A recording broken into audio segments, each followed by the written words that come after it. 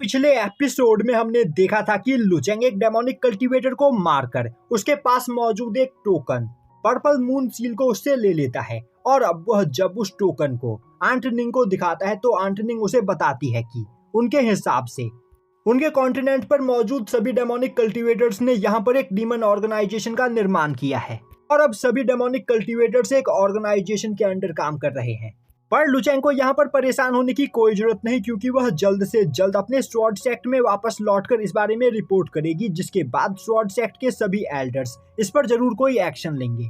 अब हमें दिखाया जाता है कि कुछ दिनों के बाद लुचेंग, डोंगलिन और साओक्वी माउंटेन से नीचे आकर एक मार्केट में घूम रहे होते हैं। वहीं पर वह लोगों को आपस में बात करते हुए सुनते हैं कि स्वॉर्ड सेक्ट के इन्वेस्टिगेशन से यह पता चला है कि सभी डेमोनिक कल्टीवेटर्स ने मिलकर एक डीमन ऑर्गेनाइजेशन का निर्माण किया है, जिससे निपटने के लिए स्वॉर्ड सेक्ट हमारे कॉन्टिनेंट पर मौजूद सभी मेजर सेक्ट्स के साथ हाथ मिलाकर डीमन हंटिंग अलायंस का निर्माण कर रहे हैं।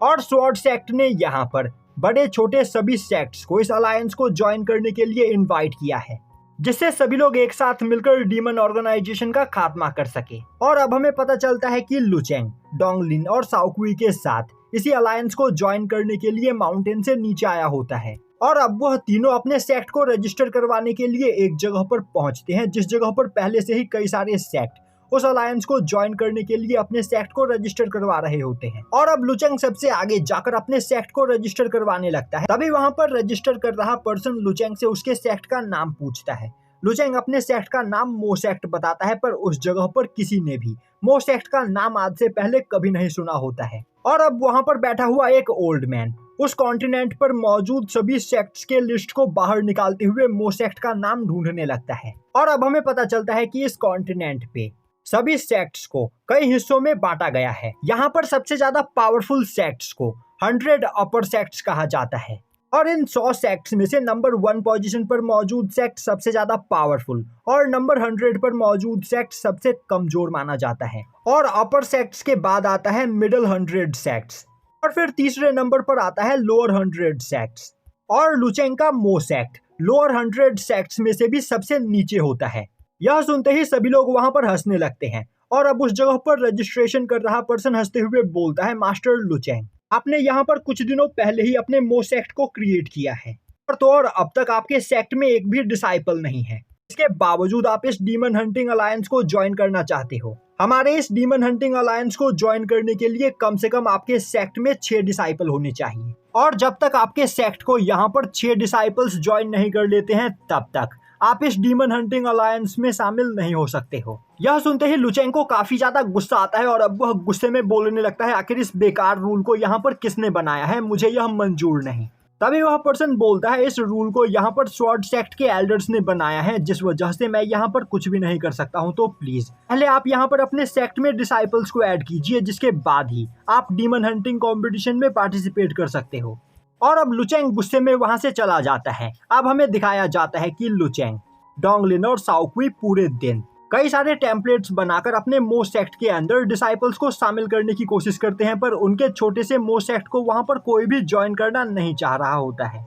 अब इससे थक कर लुचेंग एक जगह पर आकर बैठ जाता है और सोचने लगता है, आखिर हम अपने सेक्ट के अंदर 6 डिसाइपल्स को यहाँ पर कैसे ऐड करें। दूसरी ओर साओक्वी भी थककर एक जगह पर लेट चुकी होती है। वहीं पर वह बोल रही होती है, आखिर हमारे सेक्ट को यहाँ पर कोई ज्वाइन करना क्यों नहीं चाहता है। हमारा सेक्ट एक बहुत ही ज्यादा ऑसम और कूल सेक्ट है, पर इसके बावजूद लोग हमसे दूर क्यों भाग रहे हैं। और अब साओक्वी उठकर वहां पर बैठती है और बोलने लगती है, मास्टर, पूरे दिन इधर उधर भटकने के बाद मैं काफी ज्यादा थक गई हूँ और तो और मुझे यहाँ पर भूख भी लगी है। तभी वह तीनों वहां से थोड़ी दूरी पर एक पर्सन को स्टीम बन बेचते हुए देखते हैं। और अब वह तीनों भागते हुए जाकर उस पर्सन के पास मौजूद सभी स्टीम बन खरीद कर खा जाते हैं। और अब पेट भर खाना खाने के बाद उनकी आत्मा वहां पर तृप्त हो जाती है, जिससे वह तीनों ही बहुत ही ज्यादा खुश होते हैं। और अब वह आराम से बैठकर वहां पर कुछ सोचने जा ही रहे होते हैं कि तभी उन्हें एक हॉल के अंदर से किसी के चिल्लाने की आवाज सुनाई देती है। और अब हमें दिखाया जाता है कि वह हॉल एक ब्रॉथल हाउस होता है, जिस जगह पर सीयू सेक्ट का एक डिसाइपल जबरदस्ती एक लड़की को खींचते हुए अपने साथ वहां से ले जाने की कोशिश कर रहा होता है। वहीं पर वह लड़की अपना हाथ छुड़ाने की कोशिश कर रही होती है और जोर जोर से चिल्ला रही होती है। तभी उस ब्रॉथल हाउस की ओनर उस जगह पर आ पहुंचती है और अब वह उस पर्सन को देखते हुए बोलती है, मास्टर मैंग, क्या यह आप हो और क्या आपको यह लड़की यहाँ पर पसंद है? वैसे मैं आपको बताना चाहती हूँ कि आप इसे अपने साथ लेकर नहीं जा सकते हो, क्योंकि मैंने इस लड़की को यहाँ पर बहुत ही सारे पैसे खर्च करके खरीदा है। यह सुनते ही वह पर्सन उस लड़की लुओ बिंग को अपनी ओर खींचते हुए नीचे गिरा देता है और बोलता है, तुम्हें पहले यह बात बोलनी चाहिए थी। और अब वह अपने पास से एक स्पेस पाउच को बाहर निकालते हुए बोलता है, इसके अंदर कई सारे पैसे हैं जिसे तुम रख सकती हो, बस मुझे यह लड़की चाहिए जिसे मैं अपने साथ लेकर जा रहा हूँ।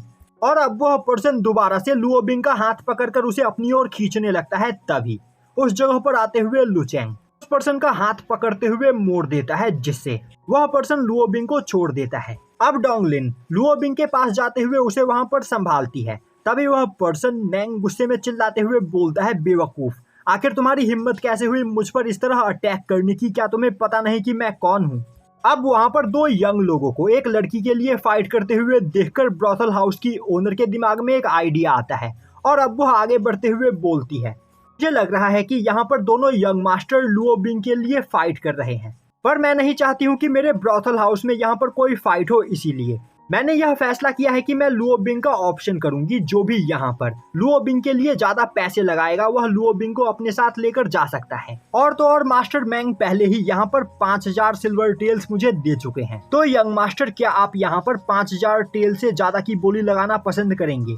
यह सुनते ही डोंगलिन गुस्सा होते हुए बोलती है, बकवास करना बंद करो, यहाँ पर किसी भी इंसान की नीलामी नहीं होगी।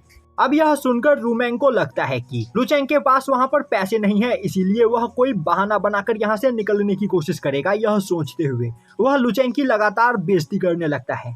तभी लुचेंग वहां पर पूरे 10,000 सिल्वर टेल्स की बोली लगाता है, जो सुनते ही आसपास खड़े सभी लोगों की बोलती बंद हो जाती है। अब रूमेंग बोलने लगता है, कहीं तुम पागल तो नहीं हो गए हो? आखिर तुम एक लड़की के पीछे इतने सारे पैसे क्यों वेस्ट कर रहे हो? लुचेंग बोलता है, पैसे मेरे हैं, मैं चाहे इनका जो चाहे वह करूँ। आखिर तुम मुझे यहाँ पर ज्ञान देने वाले कौन होते हो? और तो और अगर तुम्हें इस नीलामी में पार्टिसिपेट करना है और तुम्हारे पास पैसे हैं तो बोली को आगे बढ़ाओ, वरना अपना मुंह छिपाकर यहाँ से निकल जाओ। यह सुनते ही रूमेंग गुस्से में लुचेंग के ऊपर अटैक करने की कोशिश करता है, पर लुचेंग उसे एक उल्टे हाथ का थप्पड़ मारते हुए दूर फेंक देता है। अब रूमेंग गुस्से में अपने साथियों को लुचेंग के ऊपर अटैक करने के लिए बोलता है, पर लुचेंग काफी आसानी से रूमेंग के सभी साथियों को भी इंजर्ड कर देता है। अभी रूमेंग एक सीक्रेट टेक्निक का यूज करते हुए लुचेंग के ऊपर अटैक करने की कोशिश करता है, पर लुचेंग उसे दोबारा से इंजर्ड कर देता है और अब वह उसे एक लात मारकर ब्रॉथल हाउस से बाहर फेंक देता है। अब वहां पर रूमेंग काफी ज्यादा डर चुका होता है और अब वह लुचेंग से माफी मांगने लगता है, पर लुचेंग उसके पास आते हुए गिनकर उसे 100 थप्पड़ मारता है। इससे वहां पर रूमेंग का पूरा चेहरा सूज जाता है और अब रूमेंग रोते हुए बोलने लगता है, तुम्हें नहीं पता है कि तुमने यहाँ पर कितनी बड़ी गलती की है। मैं वाटर मून सेक्ट के ग्रैंड एल्डर का डिसाइपल हूँ, तो मेरे मास्टर तुमसे इसका बदला जरूर लेंगे। यह सुनते ही लुचेंग बोलता है, जब भी तुम्हें और तुम्हारे मास्टर को मुझसे बदला लेने का मन हो, तुम दोनों मो सेक्ट में आकर मुझे ढूंढ सकते हो। और अब रूमेंग के साथी उसे उठाकर अपने साथ वहां से ले जाने लगते हैं। वहीं पर जाते हुए रूमेंग बोल रहा होता है, लुचेंग तुम बस इंतजार करो, मैं अपने मास्टर के साथ इस बेइज्जती का बदला लेने के लिए वापस जरूर आऊंगा। और यहीं पर यह एपिसोड खत्म हो जाता है।